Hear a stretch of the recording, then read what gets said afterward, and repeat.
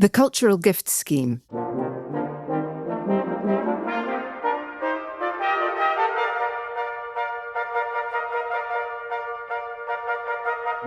I'm Clarissa Levi, Art and Heritage Counsel at Wedlake Bell.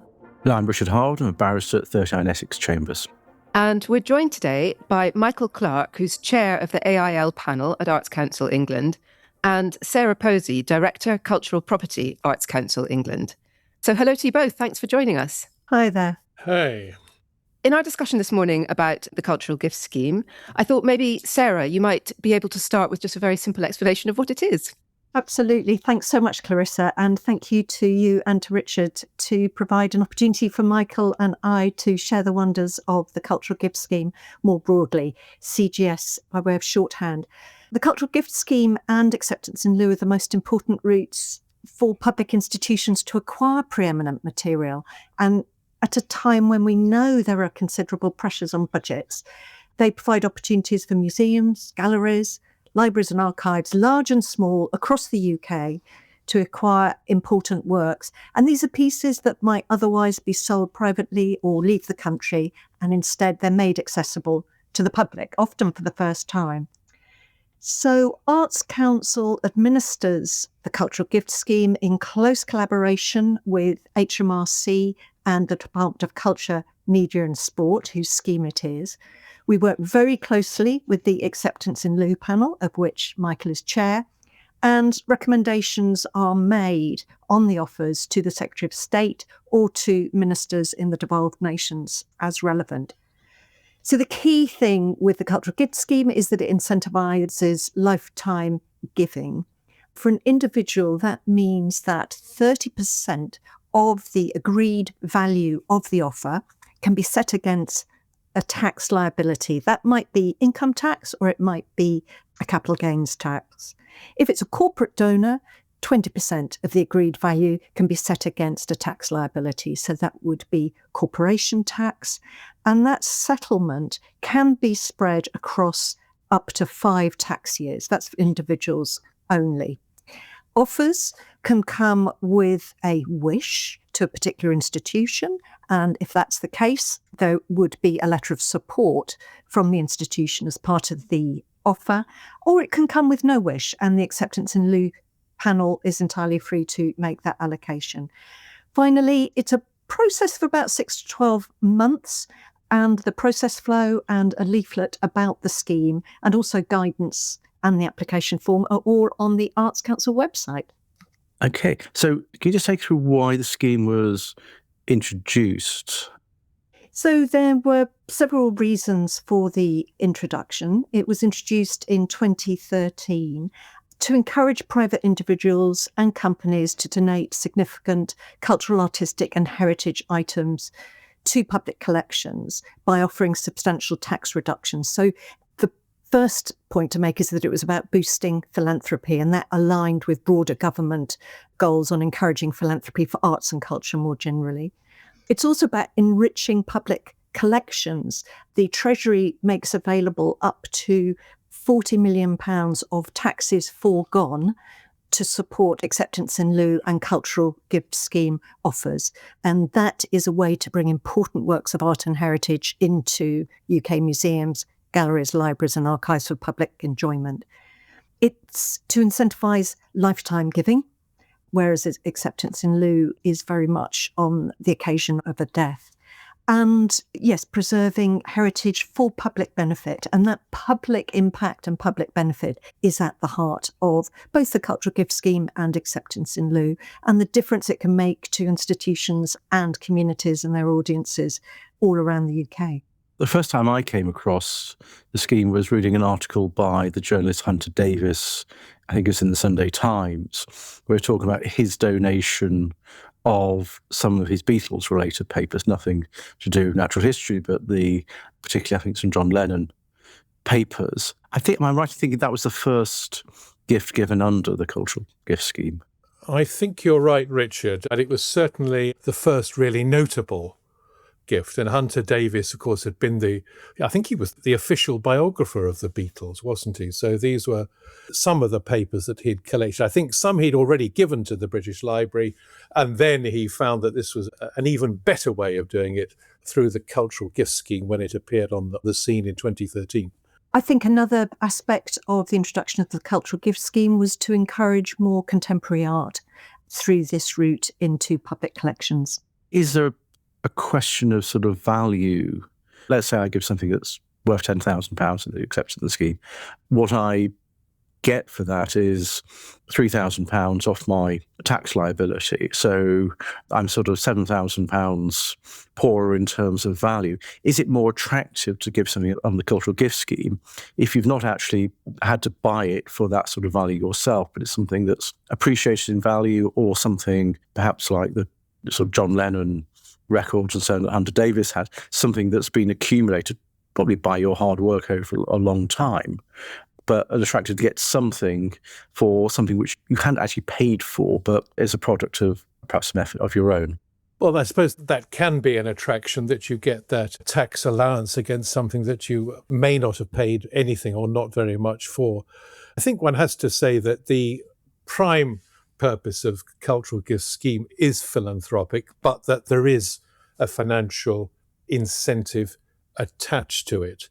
But there are also other advantages as well, because you go through the assessment process of the committee, and in a way that's, if you like, a quality control procedure. And also, as the donor, you get very official recognition, both in the labels that the museum or library or whatever will put up against the object. And you also, of course, get your generosity recorded in our annual report, which is widely distributed. We also act as a help, I think, to receiving institutions who might be a bit uncertain about whether to accept something from a particular individual or body. And by going through our assessment procedure, they can receive the assurance that everything is okay and it is a prestigious and worthwhile addition to their collections. Going back to the question of value, which I find really interesting, because actually, whether I've assembled something myself or whether I've made it myself or whether I've bought it, value is value. And if I'm giving it away and what I'm being given, offered back by the nation, in this case, under the Cultural Gift Scheme, is a 30% tax reduction, 30% of the value of the thing that I'm giving, then what I always wonder, this is my burning question, I'm going to ask it to Michael.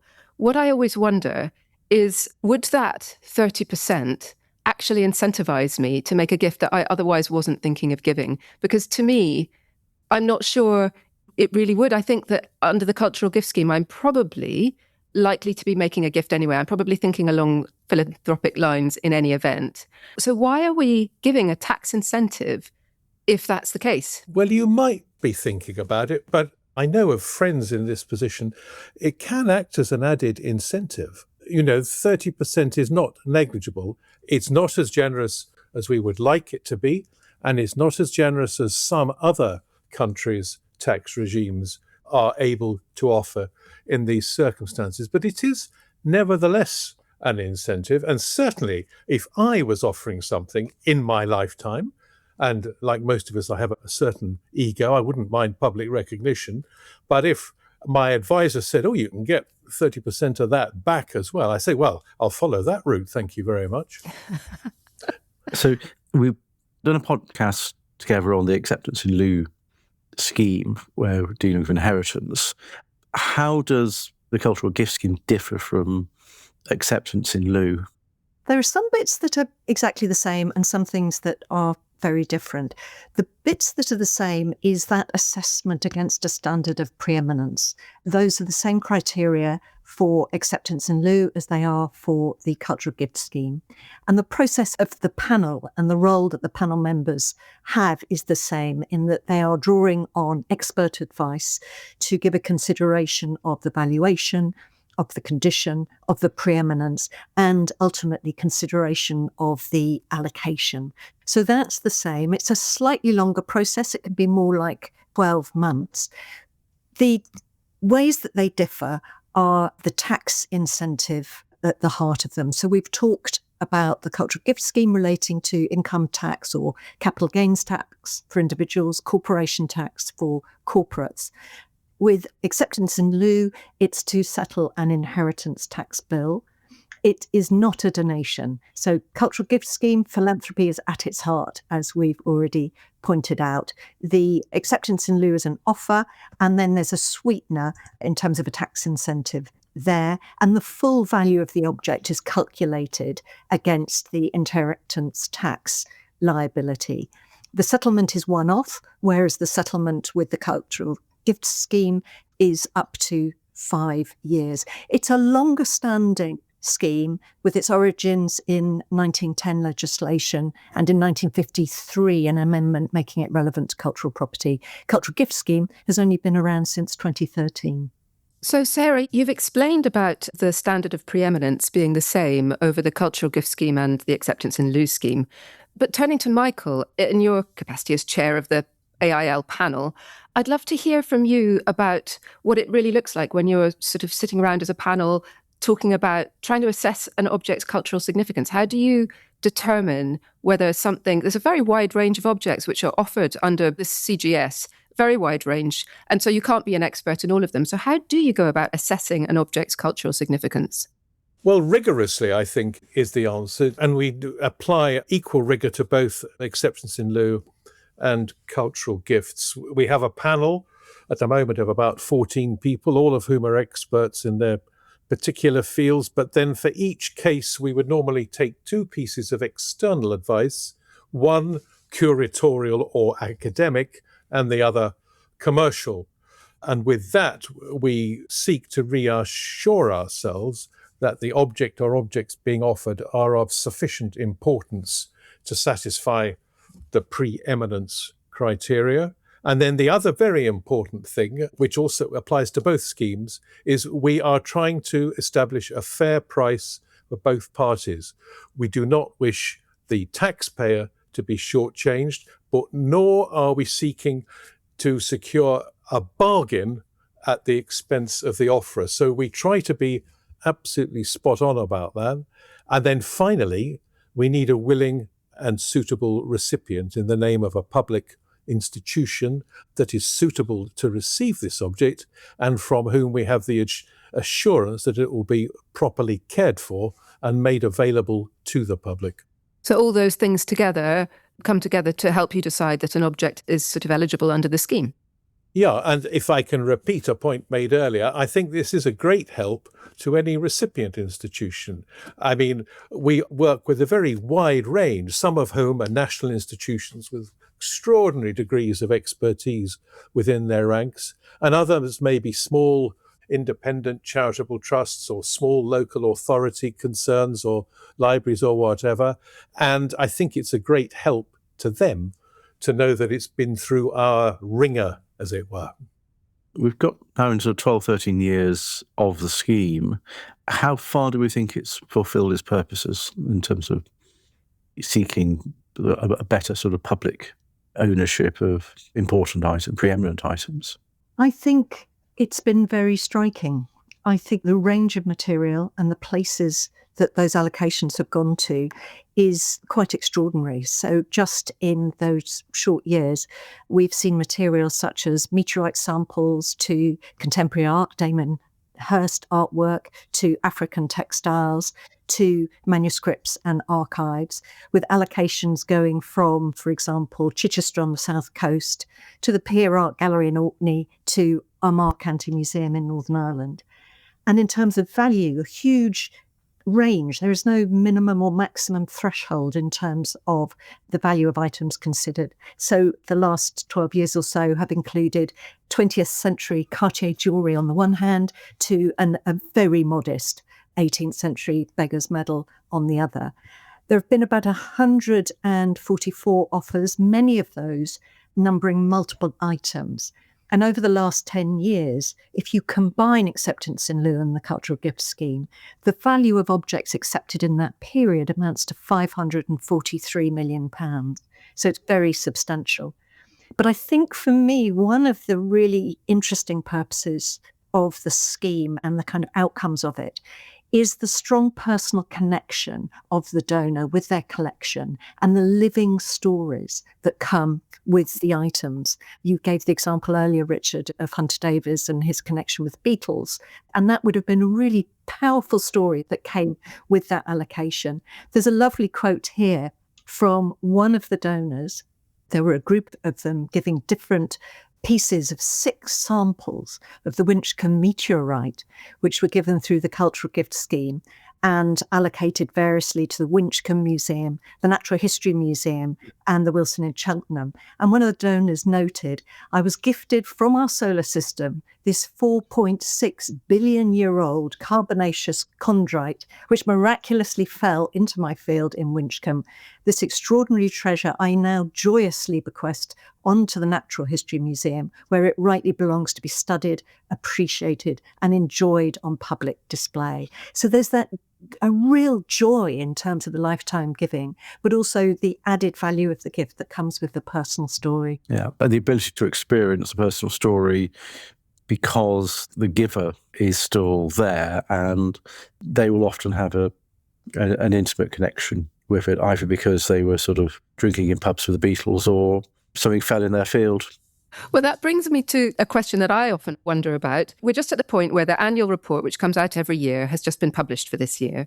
And I wondered, are there any examples in the past year or recent favourites, let's say, illustrating the Cultural Gift Scheme's ability to bring really unexpected or significant items into public ownership? And I wondered if Sarah and Michael, you might want to just give an example each of something cool. Well, I think my favourite from recent years, because it was the one that amused me most, in fact, amused me hugely, was the Spitting Image Archive, which went to Cambridge University Library in 2023, donated by the creators, who happily are still with us, Roger Law and Peter Fluck. In fact, they both originally studied at Cambridge School of Art many years ago. And for those of us who remember the 80s and the 90s and Gazza's Tears, Roy Hattersley's Spitting, which could reach across a room, or the frightening figure of Margaret Thatcher, or John Major and his wife contemplating a PEA, over dinner on the plate, etc., etc. I mean, it was something amazing in our upbringing. And of course, as one of the donors said, it actually brought the great British satirical tradition from newspaper and print to television. So it's in a great lineage of British humour, and still makes me laugh. I couldn't agree more. You can't get more culturally significant than that, can you? Sarah, what about you?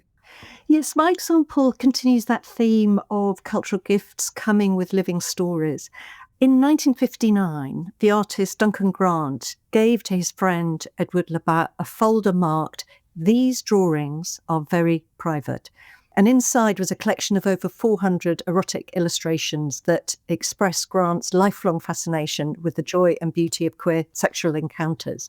Now, it was thought that Levi's sister had destroyed them after he had died. They were, in fact, rescued, and they've remained in private hands until 2020 as a secret collection passed from lover to lover, friend to friend for over 60 years. And in 2020, the then owner of the works, theatre designer Norman Coates, decided to return these works to Grant's home and studio in Charleston. And one of the things he said, which I find very powerful, he said, "I don't want to go back in the closet again, nor do I want these drawings to go back in the closet." So those are now at Charleston. Charleston have built on that acquisition with a really exciting programme of displays and other activities. But also that relationship with Norman Coates remains very strong, and he's continued to be a supporter and champion for Charleston and the work that they do. That's an incredibly moving thing. Absolutely. Having looked at some of those examples, and there are plenty more in the annual reports, which people can look at online, what do you see as being the main limitations of the cultural gift scheme, and what could be done to sort of improve its and strengthen its impact? That's a really interesting question. I think there are a number of points to mention.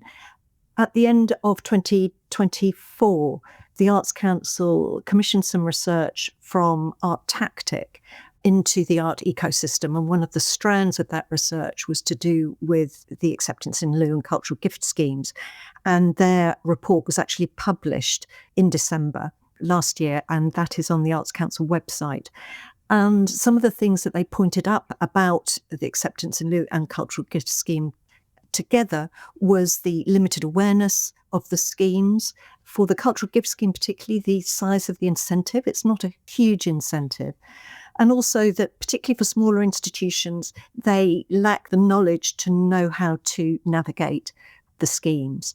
And so one of their recommendations was about spreading greater awareness and understanding.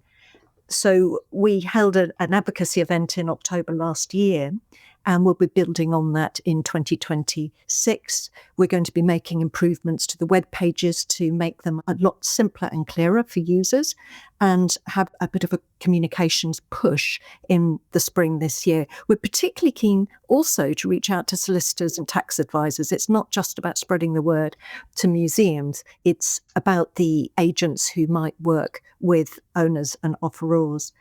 We're discussing with the Department of Culture, Media and Sport some other improvements and amends that might be made to the cultural gift scheme, but I'm really pleased that we've gained some traction in discussing two particular amends with HMRC. One of those would allow objects that are jointly owned to be submitted to the scheme, and the other is that the tax credits can be used more flexibly across the 5 years. Now, we're hoping those will come into play from April 2027, but they do need to go into a finance bill and be passed into law.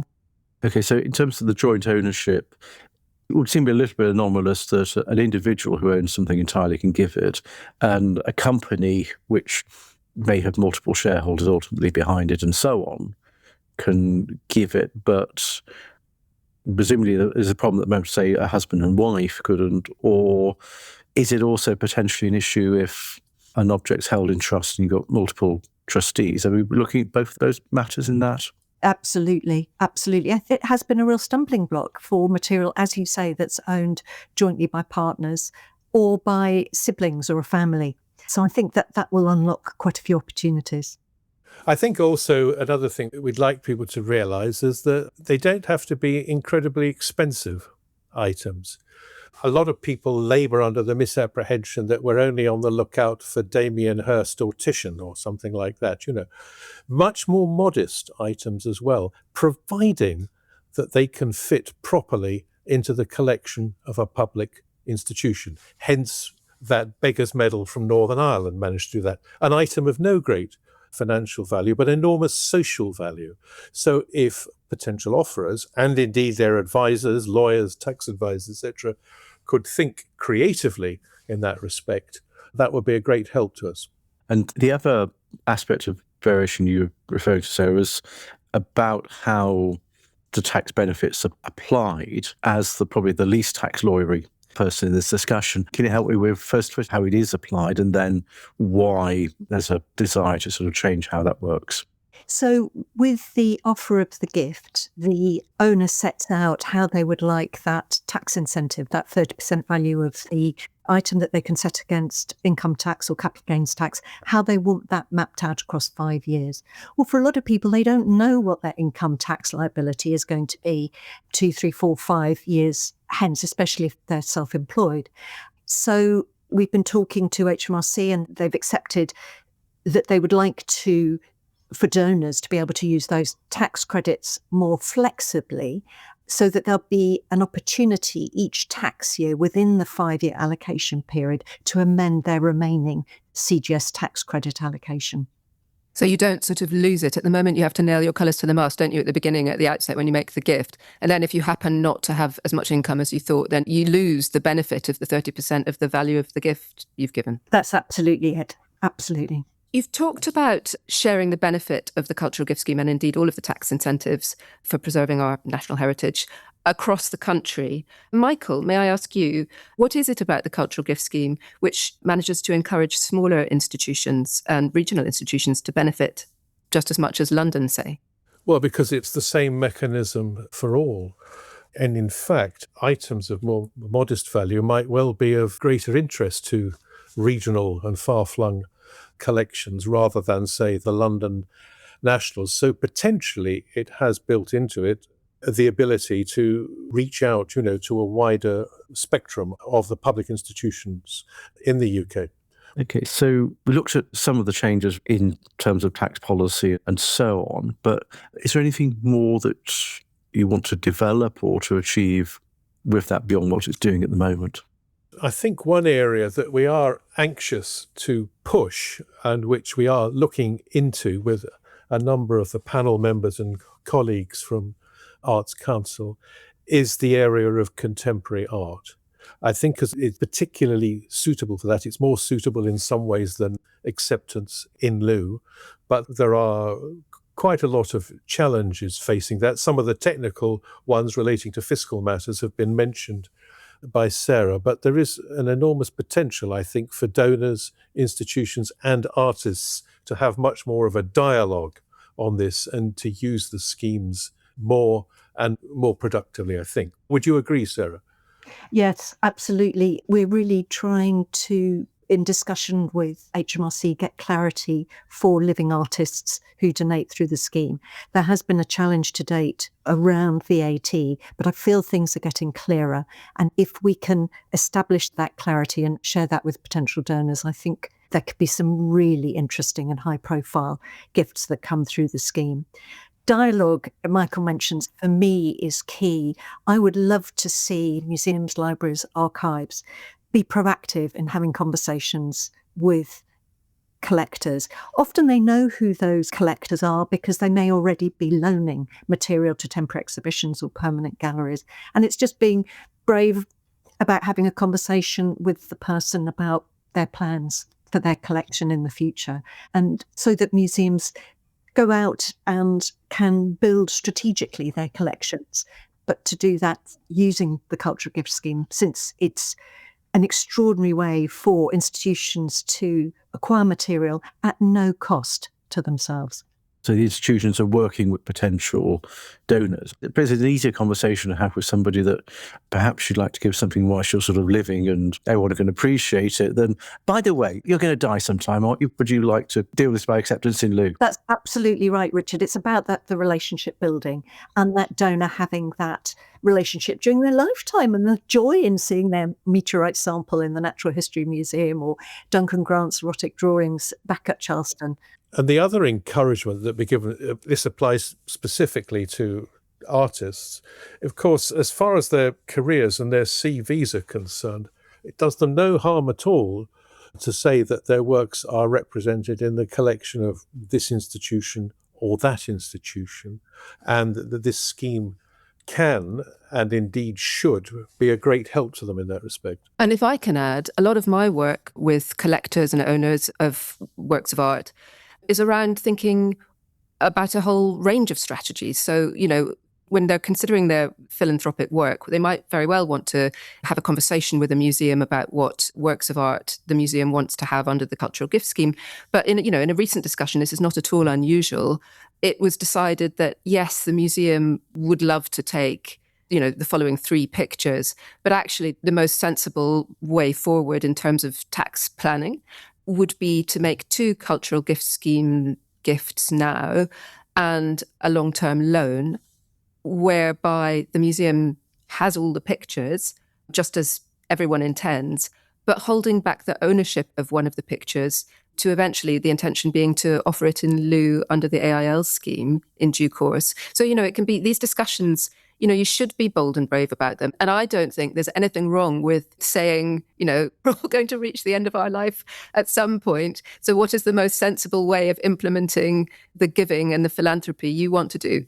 I think also that relationship can start before the gift as well as continuing after it. So I mentioned African textiles in the introduction to the scheme. In 2018-19, Anthony Griffith and Judy Rudo donated their collections of African textiles to the British Museum. They'd been building up those collections over many years, but doing so knowing where the gaps were in the British Museum's collection, knowing that they wanted their collection to go there eventually, and making sure that what they were collecting would absolutely be complementary to the holdings at the museum, which is wonderfully enlightened. And there are other examples like that.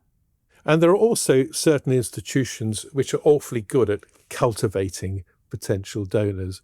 I mean, it's no secret that Pallant House in Chichester has done a wonderful job of securing both AIL but lifetime gifts as well. And you'll find that some of the donors, such as the Dunphys, who were the agents or managers for Damien Hirst, for example, said, we just love working with Palland House and love giving things to them. And one really wants to encourage that sort of partnership to many more institutions. Well, thank you both so much for a really interesting discussion about the Cultural Gift Scheme, about how well it's done since its inception in 2012 and where it's hopefully going. Really enjoyed talking to you both. Thank you.